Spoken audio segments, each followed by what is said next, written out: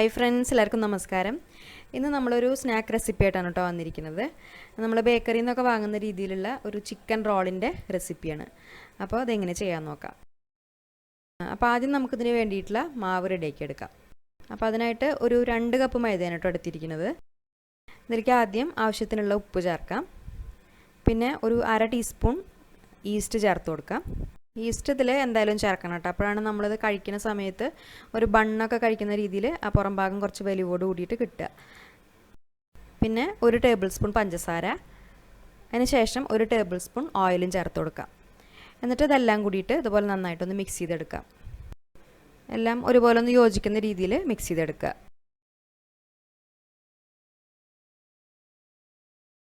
അപ്പോൾ മുട്ട ചേർത്തിട്ടില്ലെങ്കിലും കുഴപ്പമൊന്നുമില്ല. നമ്മളിനി ഇതിൽ വെള്ളം ഒഴിച്ചു കൊടുത്തിട്ടാണ് കുഴച്ചെടുക്കുക. അപ്പോൾ ആ വെള്ളത്തിൻ്റെ അളവ് അതിനനുസരിച്ച് ചേർത്തിട്ട് കുഴച്ചെടുത്താൽ മതി.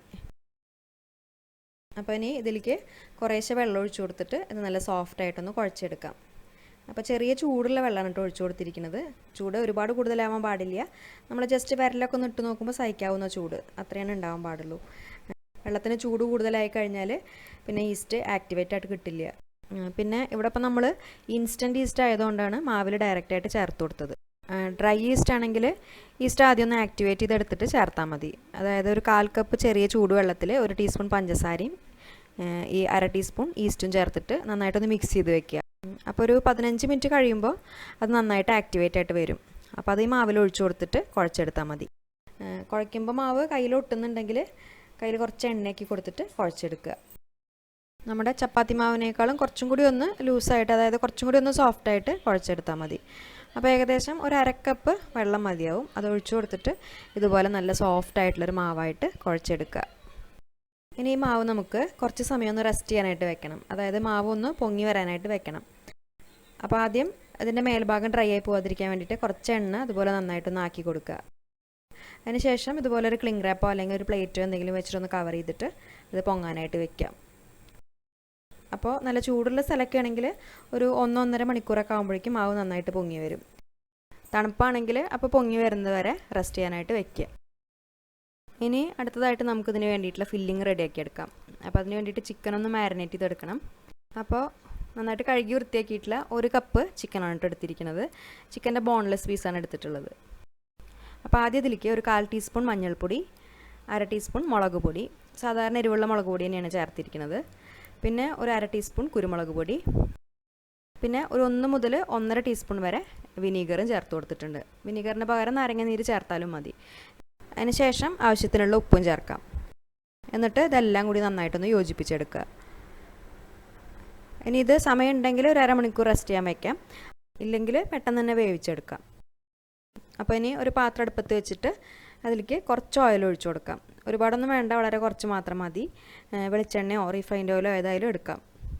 ഇനി ആ ഓയിൽ നന്നായിട്ട് ചൂടായി വരുന്ന സമയത്ത് നമ്മൾ ഈ ചിക്കൻ്റെ പീസസ് ഇതിലേക്ക് ചേർത്ത് കൊടുക്കാം. അതിനുശേഷം ഫ്ലെയിം ഒന്ന് കൂട്ടി വെച്ചിട്ട് ഒരു 2 മിനിറ്റ് നന്നായിട്ടൊന്ന് ഇളക്കി കൊടുക്കുക. അപ്പോൾ അത് ഇളക്കുമ്പോൾ തന്നെ ആ ചിക്കനിന് കുറേശ്ശെ വെള്ളം ഇറങ്ങി വരുന്നത് കാണാൻ പറ്റും. അതുകൊണ്ട് നമ്മളിതിൽ വെള്ളമൊന്നും ചേർക്കേണ്ട ആവശ്യമില്ല. ബോൺലെസ് പീസ് ആയതുകൊണ്ട് അത് പെട്ടെന്ന് തന്നെ കുക്കായി വരും. അപ്പോൾ ഇനി ഫ്ലെയിം ഒന്ന് കുറച്ച് വെച്ചിട്ട് ഇത് അടച്ച് വെച്ചിട്ട് വേവിച്ചെടുക്കാം. ഇത് ഒരുപാട് സമയമൊന്നും എടുക്കില്ല, പെട്ടെന്ന് തന്നെ വെന്ത് വരും. ഇടയ്ക്ക് നമ്മൾ ഇതൊന്ന് തുറന്നിട്ട് ഇളക്കി കൊടുക്കുക. എന്നിട്ട് ആ ചിക്കൻ നന്നായി വെന്ത് അതിലെ വെള്ളമൊക്കെ വറ്റി ഇതുപോലെ ഒന്ന് ഡ്രൈ ആയി കിട്ടുന്നവരെ വേവിച്ചെടുക്കുക. ഇനി ഇതൊന്ന് ചൂടാറി കഴിഞ്ഞാൽ ഒന്നിക്ക് നമ്മൾ മിക്സിയുടെ ജാറിലിട്ടിട്ടൊന്ന് ക്രഷ് ചെയ്തെടുക്കുക. അല്ലെങ്കിൽ കൈ വെച്ചിട്ടൊന്ന് പിച്ചെടുത്താലും മതി. എന്നിട്ട് വേണം നമ്മൾ ഇതിന് വേണ്ടിയിട്ടുള്ള മസാലയിൽ ഈ ചിക്കൻ ചേർത്ത് കൊടുക്കാൻ. ഇനി ഇതിന് വേണ്ടിയിട്ടുള്ള മസാല റെഡിയാക്കാൻ വേണ്ടിയിട്ട് ഒരു പാത്രം അടുപ്പത്ത് വെച്ചിട്ട് അതിൽ കുറച്ച് എണ്ണ ചൂടാക്കിയെടുക്കുക. ഇതിലേക്ക് ആദ്യം ഒരു 2 വലിയ സവാള ഇതുപോലെ കുറച്ചൊന്ന് ചെറുതാക്കിയിട്ട് കട്ട് ചെയ്തിട്ട് ചേർത്ത് കൊടുക്കുക. പിന്നെ അതിൻ്റെ കൂടെ തന്നെ കുറച്ച് കറിവേപ്പില ചേർക്കാം. പിന്നെ ഒരു 2 പച്ചമുളക് ചെറുതായി അരിഞ്ഞതും ചേർത്ത് കൊടുക്കാം. പച്ചമുളകും മുളക് പൊടിയൊക്കെ നമ്മുടെ എരിവിനനുസരിച്ച് മാത്രം ചേർത്താൽ മതി. ഇനി ഇതെല്ലാം കൂടിയിട്ട് നന്നായിട്ടൊന്ന് വഴറ്റിയെടുക്കാം. എന്നിട്ട് ഈ സവാള ഏകദേശം ഇതുപോലെ ഒന്ന് വാടി വന്നാൽ അതിലേക്കൊരു 1.5 ടീസ്പൂൺ വെളുത്തുള്ളി ഇഞ്ചിയും കൂടിയിട്ട് ചതച്ചത് ചേർക്കാം. എന്നിട്ട് ആ വെളുത്തുള്ളിയുടെയും ഇഞ്ചിയുടെയും പച്ചമണമൊക്കെ മാറി സവാള ഒന്ന് വഴന്ന് വരുന്നവരെ ഇളക്കി കൊടുക്കാം. സവാള ഒരുപാട് അങ്ങോട്ട് കളറൊന്നും മാറേണ്ട ആവശ്യമില്ല, നന്നായിട്ടൊന്ന് വഴന്ന് വന്നാൽ മതി. അതിന് ശേഷം ഇതിലേക്ക് ഒരു മുട്ട ചേർക്കാം. അപ്പോൾ ഒരു 1/4 ടീസ്പൂൺ മഞ്ഞൾപ്പൊടി, 1/2 ടീസ്പൂൺ മുളക് പൊടി, പിന്നെ ഒരു 1/2 ടീസ്പൂൺ ഗരം മസാല, പിന്നെ ഒരു 1/2 ടീസ്പൂൺ ചിക്കൻ മസാലയും കൂടി ചേർക്കുന്നുണ്ട്. എന്നിട്ട് ആ പൊടികളുടെ പച്ചമണം മാറുന്നത് വരെ നന്നായിട്ടൊന്ന് വഴറ്റിയതിന് ശേഷം ഇതിലേക്ക് ആവശ്യത്തിനുള്ള ഉപ്പ് ചേർത്ത് കൊടുത്തിട്ട് ഒന്ന് ഇളക്കി കൊടുക്കാം. അപ്പോൾ ഉപ്പ് ചേർക്കുമ്പോൾ നമ്മൾ ചിക്കനിൽ ഓൾറെഡി ചേർത്തിട്ടുണ്ട്, അത് കണക്കാക്കിയിട്ട് അതിനനുസരിച്ച് ചേർത്താൽ മതി. ഇനി ഇതിലേക്ക് നമ്മൾ നേരത്തെ വേവിച്ച് വെച്ചിട്ടുള്ള ആ ചിക്കൻ ചേർക്കാം. അപ്പോൾ ചിക്കൻ നമ്മൾ നേരത്തെ പറഞ്ഞതുപോലെ ഒന്നിക്ക് മിക്സിയിൽ ക്രഷ് ചെയ്തെടുക്കുക, അല്ലെങ്കിൽ കൈ കൊണ്ട് ഇതുപോലെ ഒന്ന് പിച്ചെടുത്തിട്ട് ചേർത്ത് കൊടുക്കുക. ഇനി ഫ്ലെയിം ഒന്ന് കൂട്ടി വെച്ചിട്ട് നന്നായിട്ടൊന്ന് മിക്സ് ചെയ്തെടുക്കാം. അതിന് ശേഷം ഇതൊന്ന് നമ്മൾ അടച്ച് വെച്ചിട്ട് ഒരു 2 മിനിറ്റ് വേവിച്ചെടുക്കണം. ആ മസാലയും ചിക്കനും എല്ലാം കൂടിയിട്ടൊന്ന് യോജിക്കാൻ വേണ്ടിയിട്ട് ചെറിയ ഫ്ലെയിമിൽ ഒരു 2 മിനിറ്റ് അടച്ച് വെച്ചിട്ട് വേവിക്കാം. അതിന് ശേഷം ഇതിൽ കുറച്ച് മല്ലിയില അതുപോലെ ചെറുതായിട്ടൊന്ന് കട്ട് ചെയ്തിട്ട് ചേർക്കാം. മല്ലിയില കയ്യിലുണ്ടെങ്കിൽ ചേർക്കാം, ഇല്ലെങ്കിലും കുഴപ്പമൊന്നുമില്ല. എന്നിട്ട് ഇത് നന്നായിട്ടൊന്ന് മിക്സ് ആക്കിയതിന് ശേഷം ഇത് നമുക്ക് ചൂടാറാനായിട്ട് മാറ്റി വയ്ക്കാം. ഈ സമയം കൊണ്ട് നമ്മുടെ മാവ് കണ്ടില്ലേ, ഇതുപോലെ നന്നായിട്ട് പൊങ്ങി വന്നിട്ടുണ്ട്. ഇനി നമ്മൾ അതിൽ ആ എയറൊക്കെ ഒന്ന് പോകുന്ന രീതിയിൽ നന്നായിട്ടൊന്ന് കുഴച്ചെടുക്കാം. അതിന് ശേഷം നമ്മൾ ഈ മാവ് അതുപോലെ ഒരേ വലുപ്പത്തിലുള്ള ബോൾസായിട്ട് ഉരുട്ടിയെടുക്കുക. പിന്നെ ഇതിങ്ങനെ ഉരുട്ടിയെടുക്കുന്ന സമയത്ത് ആ മാവ് കുറച്ച് സ്റ്റിക്കി ആയിട്ടുള്ളതുകൊണ്ട് കയ്യിൽ ഒട്ടി പിടിക്കാൻ ചാൻസ് ഉണ്ട്. അപ്പോൾ ആദ്യം കയ്യിൽ കുറച്ച് എണ്ണ പുരട്ടിയതിന് ശേഷം ഉരുട്ടിയെടുത്താൽ മതി. ഇനി ഇതൊന്ന് ഓരോന്നായിട്ട് എടുത്തിട്ട് ഇതുപോലെ ഒരു ചപ്പാത്തി കോല് വെച്ചിട്ട് നീളത്തിലൊന്ന് പരത്തിയെടുക്കാം. ഇത് നമുക്ക് കയ്യിൽ വെച്ചിട്ടും പരത്താം, പക്ഷേ ഇതുപോലെ പരത്തുകയാണെങ്കിൽ കയ്യിലൊന്നും ഒട്ടിപ്പിടിക്കാതെ എളുപ്പത്തിൽ തന്നെ ചെയ്തെടുക്കാം. പരത്തുമ്പോൾ ആ പലകയിൽ ആദ്യം കുറച്ച് എണ്ണ ആക്കി കൊടുത്തിട്ട് പരത്തിയാൽ മതി. ഇനി ഇതിൻ്റെ മേലെ നമ്മൾ നേരത്തെ റെഡിയാക്കി വെച്ചിട്ടുള്ള മസാല ഒരു 2-3 ടേബിൾ സ്പൂൺ ഇതുപോലെ നീളത്തിൽ വെച്ച് കൊടുക്കുക. അപ്പോൾ മസാല വെച്ച് കൊടുക്കുമ്പോൾ അത് നന്നായിട്ട് തണുത്തതിന് ശേഷം വേണം കേട്ടോ വെച്ച് കൊടുക്കാൻ. എന്നിട്ട് ആ മാവ് വെച്ചിട്ട് 4 സൈഡിൽ നിന്നും ഇതുപോലെ ഒന്ന് കവർ ചെയ്തെടുക്കുക. അതിന് ശേഷം ആ മസാല പുറത്ത് വരാത്ത രീതിയിൽ മാവ് വെച്ചിട്ട് നന്നായിട്ടൊന്ന് ഒട്ടിച്ചു കൊടുക്കുക. എന്നിട്ട് പതുക്കെ ഇതുപോലെ ഒന്ന് റോൾ ചെയ്തിട്ട് ഷേപ്പ് ചെയ്തെടുത്താൽ മതി, ഈ ഒരു ഷേപ്പിൽ.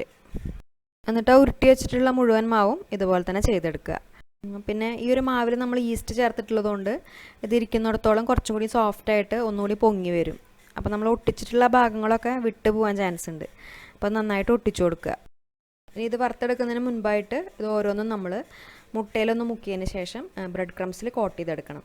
അപ്പോൾ അതിന് വേണ്ടിയിട്ട് 2 മുട്ട നന്നായിട്ട് ബീറ്റ് ചെയ്തെടുത്തിട്ടുണ്ട്, അതുപോലെ കുറച്ച് ബ്രെഡ് ക്രംസ് എടുത്ത് വെച്ചിട്ടുണ്ട്. അപ്പോൾ ഇനി ഇത് ഓരോന്നും എല്ലാ ഭാഗവും നന്നായിട്ട് കവറാവുന്ന രീതിയിൽ മുട്ടയിലൊന്ന് മുക്കിയെടുത്തിട്ട് ബ്രെഡ് ക്രംസിൽ നന്നായിട്ടൊന്ന് കോട്ട് ചെയ്തെടുക്കാം. ആ മുഴുവൻ റോളും ഇതുപോലെ ചെയ്തെടുക്കുക. ഇനി ഇത് ഫ്രൈ ചെയ്യാൻ വേണ്ടിയിട്ടുള്ള എണ്ണ ചൂടാക്കിയെടുക്കുക.